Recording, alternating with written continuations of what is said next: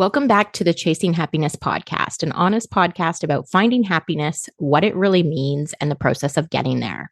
My name is Crystal, and I am so excited today because, as you know, if you listen to this podcast, there are a few topics that we barely ever touch on. And today I am going to be talking to Silke, who is a grief specialist, which I think is absolutely amazing. So we're going to find out what exactly that means, what that involves. And of course, we're going to talk about grief and what that is, because I am at the age, for most of you who listen to this podcast, I am at the age where, my parents are getting older. My grandparents have passed away. I'm dealing with a lot of loss, and so are my friends in my personal life. So let's get into it. But before we do that, do you want to introduce yourself for everybody who's listening who maybe doesn't know what you do and who you are? Yeah, thank you. Thank you so much, Crystal, for having me. I absolutely adore your podcast. So it's such an honor to be here. I'm Silke. I'm a grief specialist. I also traditionally, I'm a hypnotherapist and a neurolinguistic programming practitioner. So I very much work with subconscious processes, and I have specialized in the fine art of supporting people in grief. Because I don't actually think that anybody is capable of getting grief until it was their turn to sit in the first row of the funeral. And so as a society, unfortunately, we are a bit grief illiterate. And somehow I was a grief specialist, and now I think I kind of morphed into becoming also a grief awareness advocate. And because I think people just kind of need to know, because I think a lot of people just don't know how to support. They don't know what to say. And then they're scared to say the wrong thing, so they end up saying nothing. Yes. Which ain't so good either. Yes. And so, that's what I do. So I love that you sort of have taken on the role of advocate, because you are so right. And this is something that I find a lot is people, because they don't know what to say or how to support, they feel a burden to do so, but then they don't know how. And, I was talking to a friend of mine who went through some grief. He lost his wife. And one of the things that was the most important thing to him was when people would just show up. It didn't matter if they were showing up with a gift card so they could order dinner, or if they were showing up with Starbucks at the door, or showing up to do laundry. It was the showing up part that counted. And so many people are afraid to just show up and help in whatever way they're capable of. So they approach people and say, what do you need? And often, I think, especially when you're in the middle of grief, you don't necessarily know what you need. Yes, absolutely. Absolutely. And so many people kind of say, oh, just call me when you need anything. In the early days, and I mean the early days of grief, they last for weeks, if not months. Sure. Right? People kind of have that thing about, oh, okay, good, the funeral has been, so now you're better. Well, no, not at all. Right. Not at all. Yeah. So the early days of grief are actually a very, very long, drawn out process. And I'm yet to be somebody who would actually be able to articulate and say, oh, yeah, I'm going to call you because I need this. No, too much overwhelm. Don't even know. Can't even get that far. Right. And I think it's so important that we remind people there is no timeline. As you said, you do the funeral and people think, okay, well, now you're better. Or it's been a couple of weeks, you must be feeling better. But realistically, it could be months, it could be years, and you're still getting those reminders. You're still having those days where it's hard to get out of bed, or you forget to do laundry because that's not something that's on the top of your mind because you're still processing. Absolutely. Yeah, absolutely. That is so true. That happens all the time to my clients. And I think also because then, because society has these expectations, and then somebody goes, oh, how are you doing? I mean, well, after 3.5 months, after 8 months, do you still want to go, actually, terrible. Thanks for asking. Right. No, because we've been trained that is not really appropriate. So we just say, I'm fine. And on the inside, we're crumbling. Right. So my program is called Grief to Love, because that really is the essence. Because I always say death ends a life, but death doesn't need to end the relationship. So we can still have a relationship with the deceased person, just of course in a very different way. Sure. But we can live a life that still honors them, where we remember them, and where we live a life that is also inspired by them. And so that's what I help people with. But when they first come to me, I hear it so many times that people say, I feel like I'm doing grief wrong. I don't know. I feel like I'm going crazy.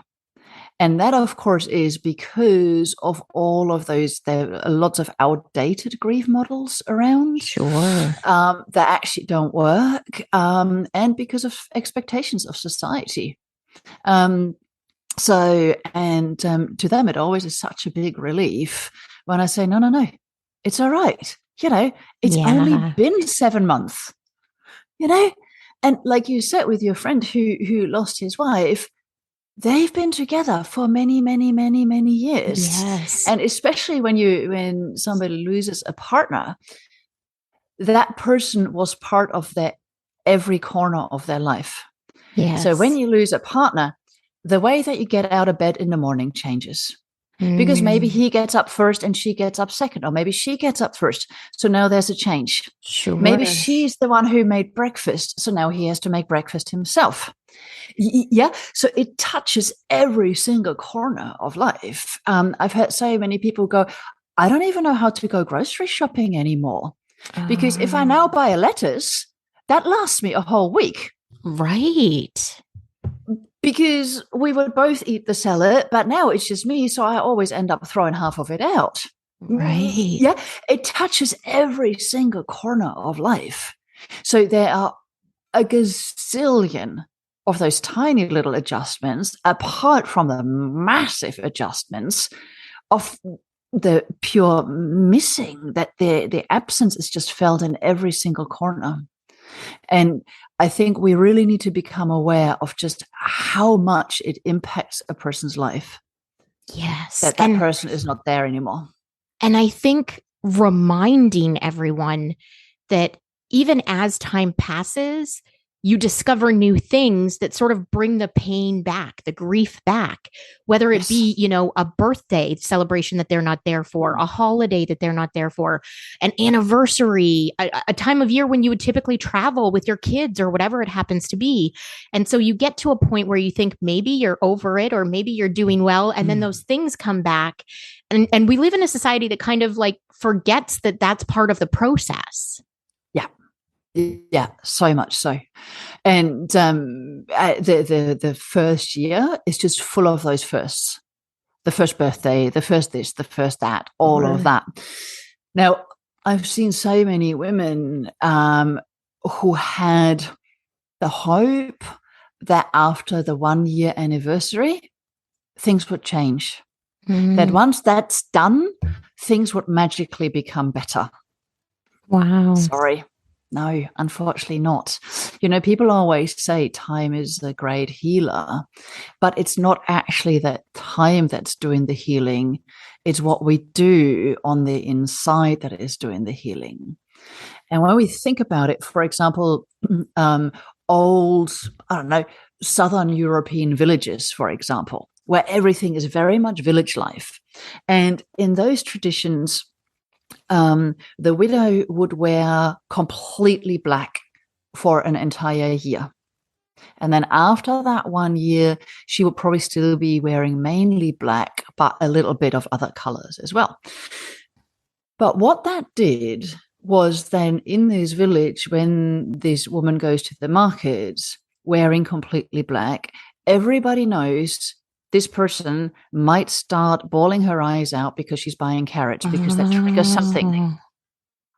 Right. Then also people see her carrying her shopping home and go, well, probably her husband used to go with her. Let me go and help her. Give her a hand, carry her shopping home. Right? You might be sitting with your friends in the market square having a coffee. You see the lady walking past wearing black. because it's a small village, you'd go over and say, hey, come, would you like to come sit with us? Just Join have a coffee us. with us for 10 minutes. Join us. Yeah. So that then what happens through this period is that all those things that she used to do with her husband, she is still doing them. And other parts of community take over. They might see her and say, why don't you come over for dinner tonight? Or whatever. Yeah. Right. So that what happens is almost like a transfer of values. So that she can still do all those things that she used to share with her husband. And now, of course, it's different. Of course, it's not the same at all. And it doesn't take away from the incredible pain. But what happens in that is that it's almost like the subconscious kind of goes, okay, even though my life has shattered into a million pieces, but there is still a sense of safety. There's still a sense of security. There's still a sense of, yeah, okay, we can still do these things.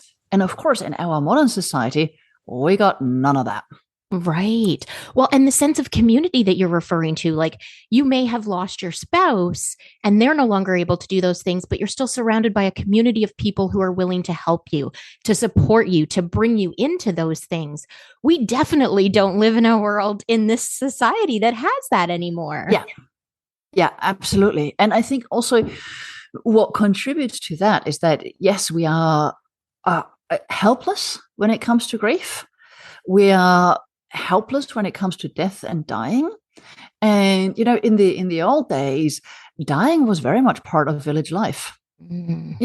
Children got born in the village, the old people died in the village. That was just the way it was, right? These days, if children are lucky, they're allowed to go to the funeral. If children are lucky, they're allowed to go and visit grandma or grandpa while they are dying. But what we do is, they might be allowed to go in the hospital. But once the person goes into ICU or into a hospice, most people will keep the kids away. No, gotta be quiet. It's not an environment for kids. Da da da. But I think we're just doing what we're doing is we're raising generations of death and grief illiterate people because they have never experienced what that is like. Right. And for me, I think it is just so important that children learn that this is normal. This is just part of it. Yeah. So then it takes the helplessness away from it, because if I've never experienced it, I've got no reference. I've got no resources to draw upon. Right. Sure. But of course, if we grow up in a world where we've been educated, and then, of course, as kids, we model what the grown-ups do. And if we're around grown-ups who just kind of go, yeah, this is what happens. And then we're all very sad. And eventually we kind of manage to get back on our feet, and we still think about grandpa. And I don't know, let's say grandpa loved gardening. Oh, come on, let's make a flower bed for grandpa or whatever, right? Right. Then it just becomes a far more natural process. So, yeah, I think that kind of really needs to happen. I think so too. And it's interesting that you mentioned that, because I remember very specifically my 11th birthday. My grandmother died 7 days before my 11th birthday, and my grandpa 7 days after. My 11th birthday was just a disaster from an 11-year-old standpoint. Absolutely. But I very much remember all of it for that reason. And I do the things that my grandparents want or loved or whatever, in part to honor them. But as I watch the younger generation sort of go through life, I think we don't talk even about my grandparents as much as we should, so that they have the memories and they know how to honor them and all of that. And it's interesting that you mentioned that, because I think we are getting away from sort of this society of like, there are very few things in life that you can avoid. No one can avoid death. It is coming for all of us at some point, regardless. It's going to, whether it be your parents, your grandparents, your aunts, your uncles, your siblings, it's going to affect everyone and you personally at some point. So we all have to know about it and be prepared for it. but we shy away from it so much. So much, so much, so much, you know. And I must admit, like, I've been working with grief now for over 13 years. And the way that I got into it was I was running more of a general hypnotherapy practice, and I was specializing in anxiety and trauma. And then I had a client come through by recommendation of somebody else, and she wanted help with drinking.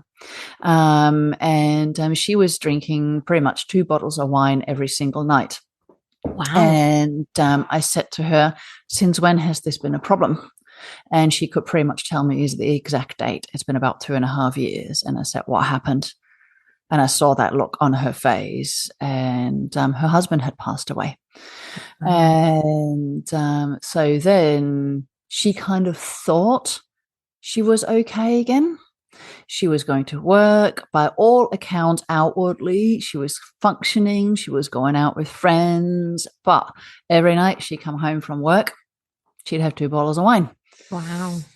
That numbing thing. Yeah. Right. Don't want to think about it anymore. I don't want to experience the pain anymore. And then just fall into bed, get up, go to work, basically.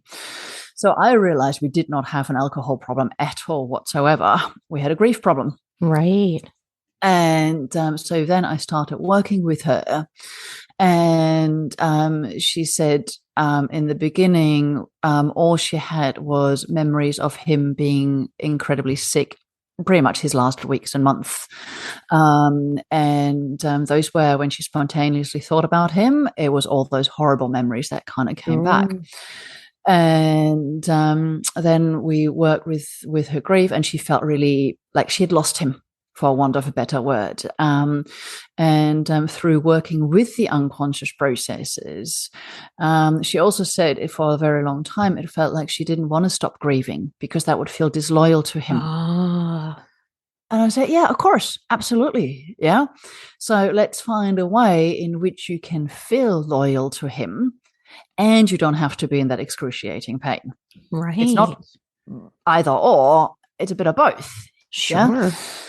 And so we worked through that. And then after every session, she just came in with a bit more of a spring in her step, breathing a little bit easier. And and then very quickly, of course, the alcohol kind of just went. We didn't even need to do anything on it. It just kind of went automatically.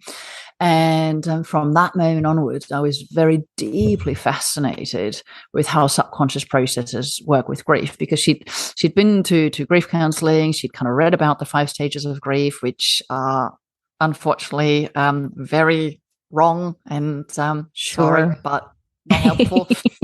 And so I kind of really went very deep into grief and helping people with grief. And I've been doing that for years.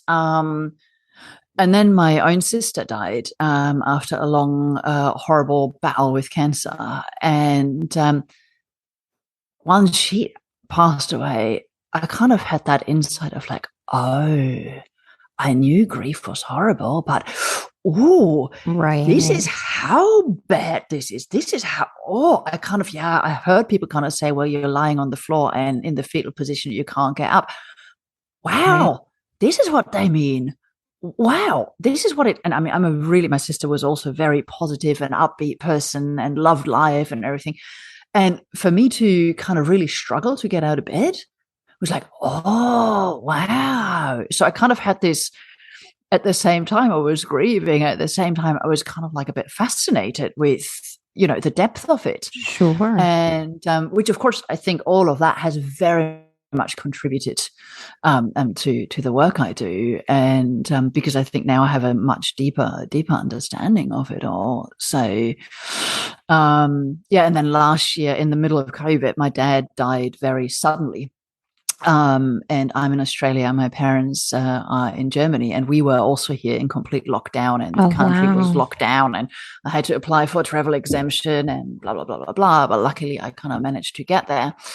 But I was actually fascinated again how differently that felt, both for me and also for my mum, the difference between her losing her daughter and her losing her husband of 55 years or whatever. But there were just different nuances to the grief. Yes, of course, that was the same visceral, incredible pain, but how different it was, because of course dad was in every corner of her life, as we said, like everything, the buying letters thing, like everything had changed.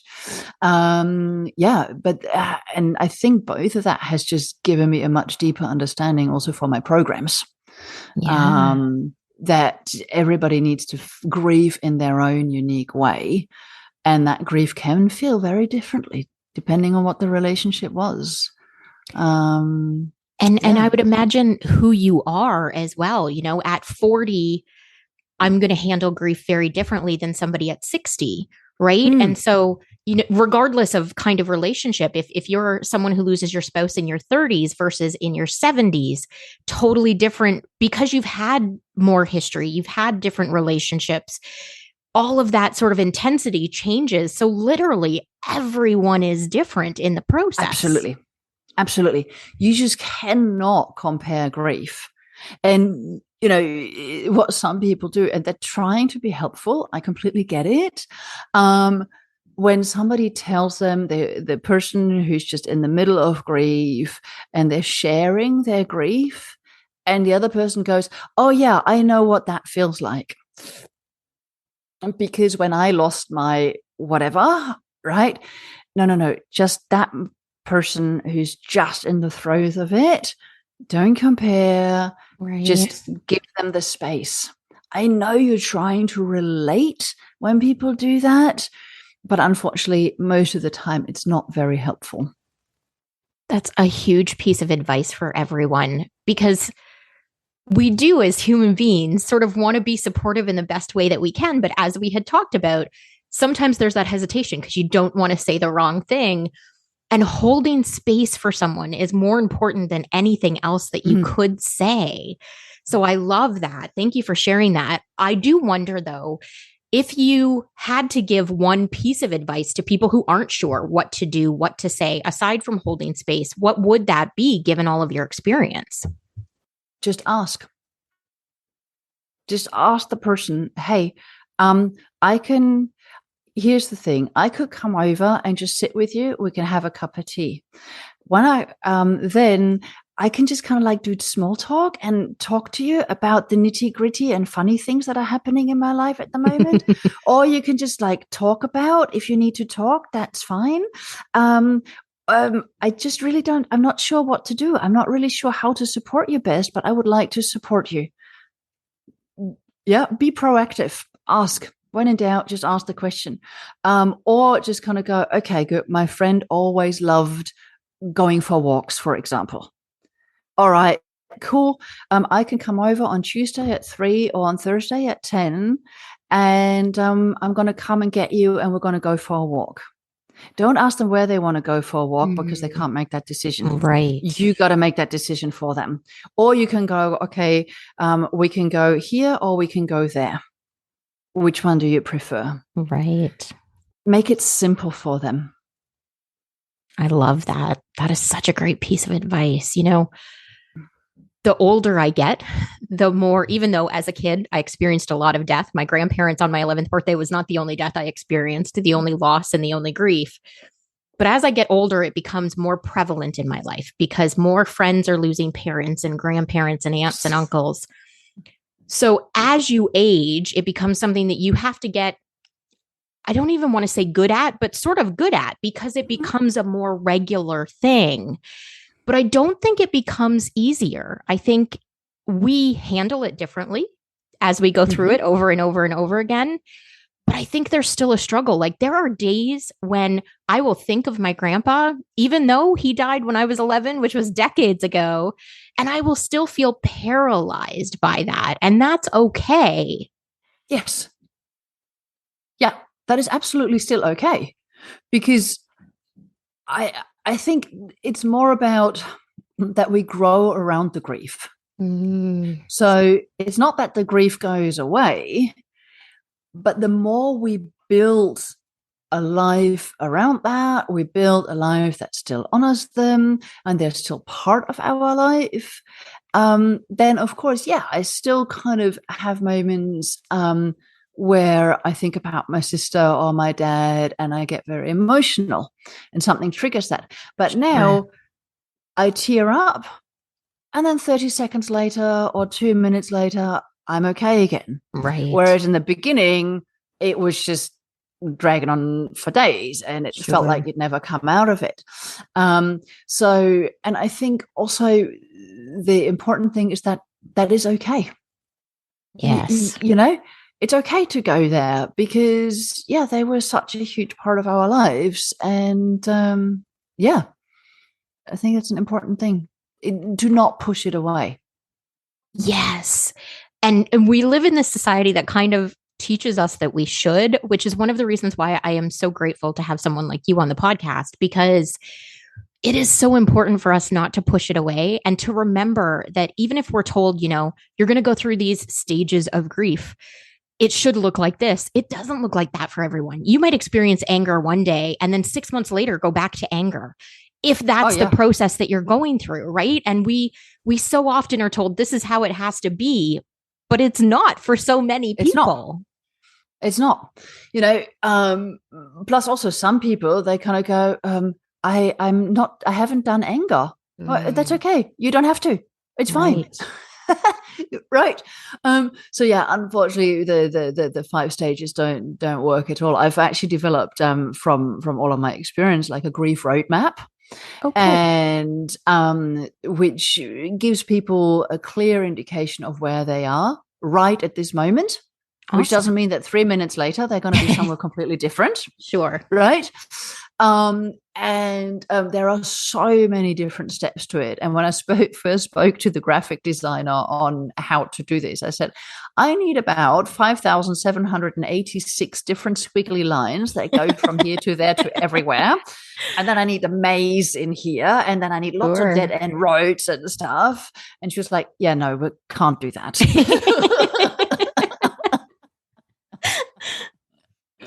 Oh, it's that will be my ideal roadmap. It's just gonna go, right, you're in for a hell of a ride. It's gonna get messy.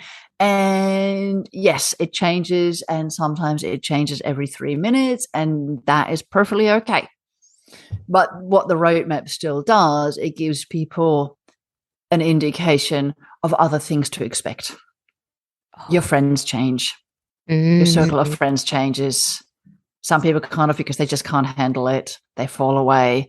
Other people will step in that you hadn't even, you know, they may have been kind of like hanging on the fringes, but all of a sudden they step up. Sure. There are so many things that people are not even aware of, but that gives them that kind of like, okay, all right, I've heard about this. Okay, that a little bit more preparedness, which is really useful. Wow, that's awesome. So why don't you tell people where they can find that and what's the best way to get in touch with you? Because I'm sure the people listening probably want to know.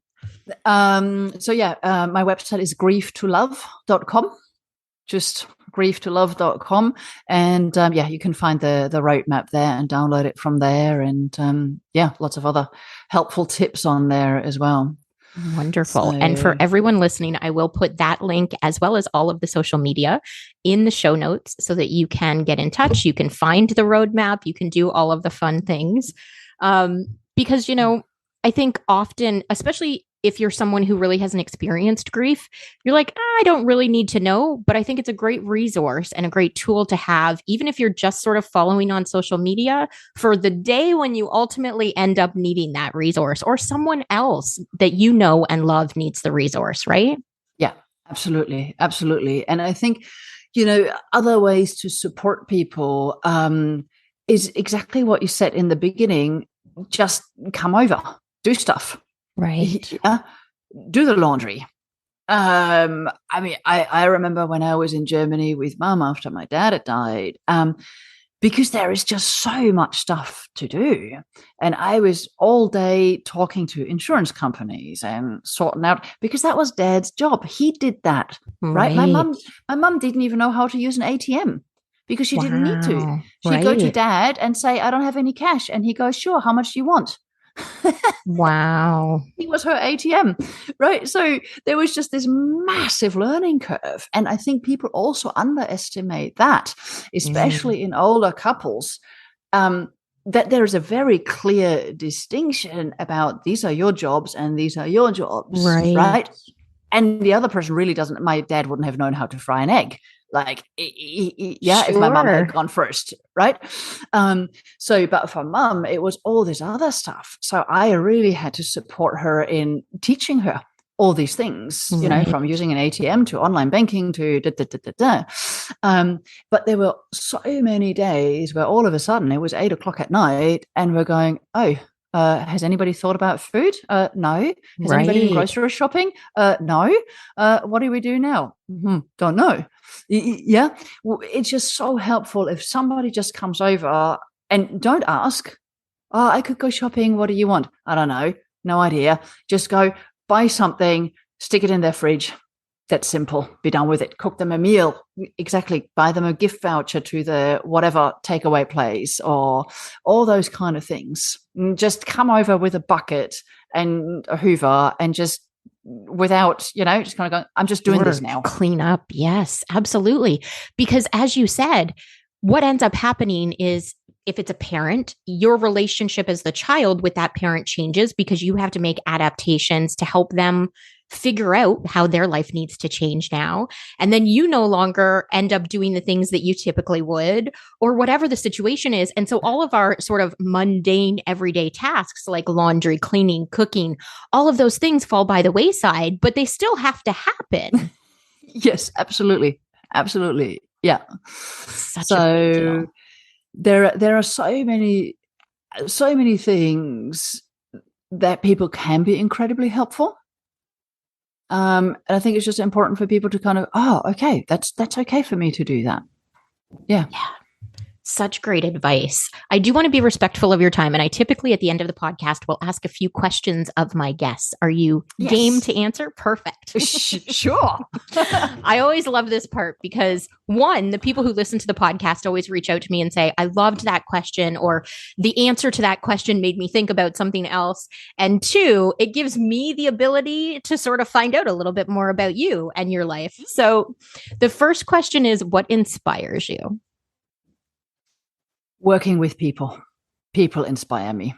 Yeah, absolutely. I learn so much from every single client I work with. I love that. I will learn so much from them, and people inspire me. That is such a great answer. I love that. And I love people. That's one of the reasons why I do this podcast, because I get inspired by everyone I talk to. And I think, you know, especially the more we get into this social media world, as connected as we are with the internet, I feel like we're more disconnected from each other as humans. So I love anything that gives me the ability to connect with another human in a real way, because it just feels so important as part of my life. So I love that answer. Thank you. The next question is, if you could give yourself a piece of advice, what would it be?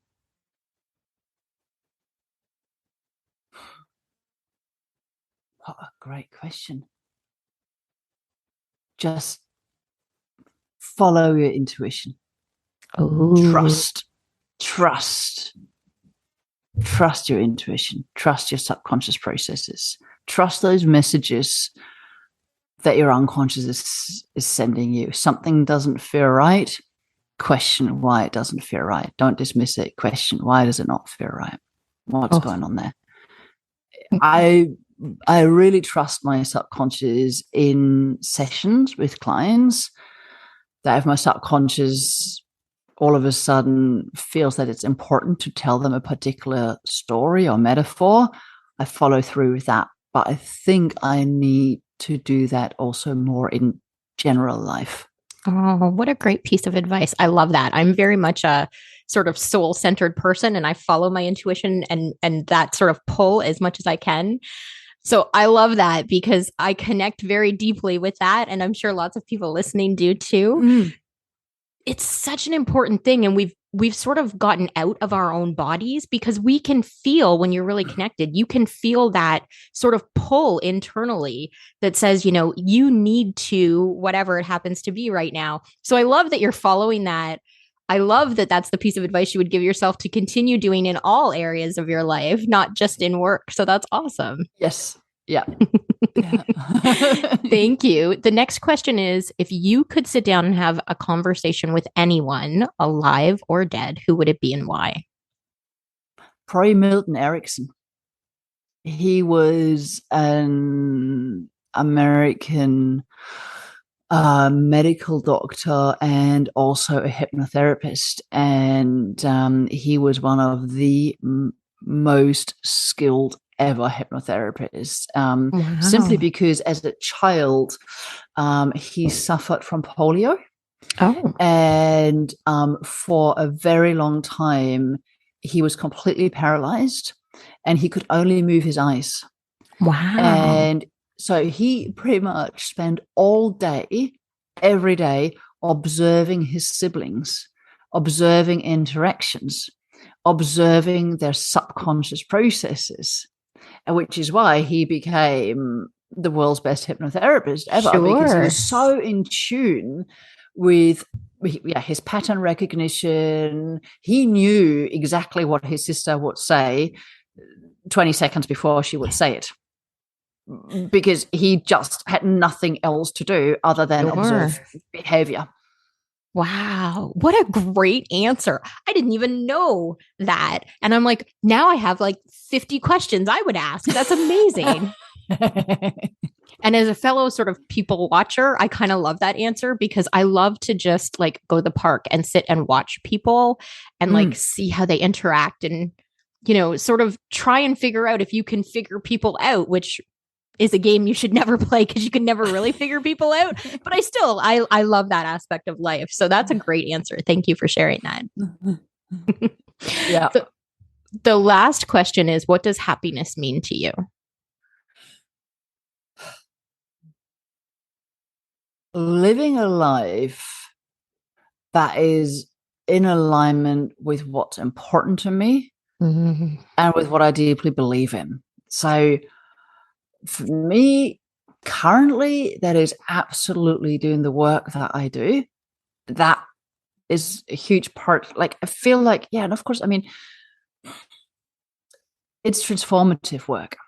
Seeing somebody breathe easier, get relief, that makes me incredibly happy. And for me, happiness is really living a life that is in alignment with my values, with my beliefs, helping people, and spending time with people I love and my dogs. Amazing. And since you brought up the dogs, why don't you tell people about the dogs? Because we were talking about the dogs and you, because you were on the other side of the planet, you are first thing in the morning. And so you had just taken the dogs out for a walk. So what kind of dogs do you have? How old are they? What are all the details? So they are both border collies. One of them is a red and white one. She's 3 years old and I had her since puppy. And then I used to have an old border collie. I lost her last year at almost 16 years of age. Wow. And she was my therapy dog. She always came to the clinic with me. When I work with people one-on-one in the clinic, I also work a lot with people on Zoom and online. But I work at a multimodality clinic also with psychologists and other people. And she just knew, and all the psychologists trusted her, that when she decided she wanted to barge herself way into the room, they just knew to open the door and let her in. Because she would just sit there next to the client, ready for them when they get emotional. So she was brilliant. And now my other dog has only been with me for a week. Oh my gosh. She's 9. She's also border collie. And she belonged to my dog agility trainer. So I play agility with my little one. And I've only met the dog once or twice. And my friend passed away a few weeks ago. And I went to the celebration of life. And the dog just came over and fell in my lap and just sat there. And Wow. throughout the day kept coming back to me. Kept She was supposed to go somewhere else and she kept coming back to me. And after 4 hours, when I left to go home, she got up and went to the door with me, Oh my at which gosh. stage I was bawling my eyes out, feeling sorry for the dog. And yeah, somebody saw that and contacted me weeks later and said, didn't quite work out where she went. And do you want to have her? Wow. So here she is. And she's very happy now. I'm very happy. Oh, you know, dogs are such an amazing support system simply by being present. I Yeah. cannot tell you in my lifetime when I've been experiencing grief in some way, shape, or form, whether that be, the loss of a loved one or something else. It's like instinctively animals just know what we need and when we need it without us Mm. having to do anything. It's such, oh, I wish I could speak dog. You know what I mean? Like just to figure out how they know. Yeah. Yeah, and she chose. She had made up her mind that she wanted to come and live with me. So yeah, there we are. But I Wow. don't think all dogs know. My little one doesn't. She's a high drive working breed dog, and yeah, she's different, but she's unique, and I love her. So yeah, they were Oh, great. amazing. So, This has been probably one of the best conversations I have ever had. So thank you very oh, much for thank you. joining me. Thank you so much, Crystal. That is so lovely. Thank Oh, you. I am happy to have you back anytime you want to come on and talk. I know, especially over the last couple of years, I think people, at least in my world, have started to talk a little bit more about grief, but it's definitely something Mm. we don't talk enough about. And because it's constantly changing and how we actually approach it has to change, during COVID, how everybody processed grief had to change in very big ways. So anytime Yes. you want to come back and talk more, I am happy to have you back. Oh, fabulous. Thank you so much. Yeah, I'd love to. It'd be great. It'd be great. Thank And I you. think, honestly, like with the COVID thing, it's so important because so many people weren't even able to have a proper funeral. They Yes. weren't able to be with their loved one when they died. That is just that, yeah, that is a whole different level of processing grief. It adds Yeah. an extra level to it. Well, and the ability to properly for each individual say goodbye, like here in Mm. Canada, especially because we went through lockdowns, kind of like you guys did, some pretty severe ones. Funerals just weren't happening unless you were like immediate kin, like funerals didn't happen. And so I Yeah. think as we come out of this and as the world gets to whatever, the new normal is going to look like, we are going to be dealing with so many mental health issues, I think, because so much is left unprocessed. Even the grief of just losing the life that people had because so much of life has changed. Yes. Yeah, absolutely. Absolutely. Well, So let's have you come back and have a conversation about that at some point. great. Love to. Thank you, Crystal. Awesome. Love it. Well, thank you so much. And thank you all for listening. I cannot tell you how amazing it is to be able to do this. 7 years in, I keep saying it. I am blown away every week when I get to have these conversations. So, again, I will post in the show notes all of the links so that you can get in touch. You can follow, you can find the grief map. And if you have found this conversation helpful or you know someone who might find it helpful, please feel free to share it because we need to be talking about this more and we don't. So I appreciate you joining me. Thank you so much. And I hope everybody has a great week. We will chat with you soon. Bye for now.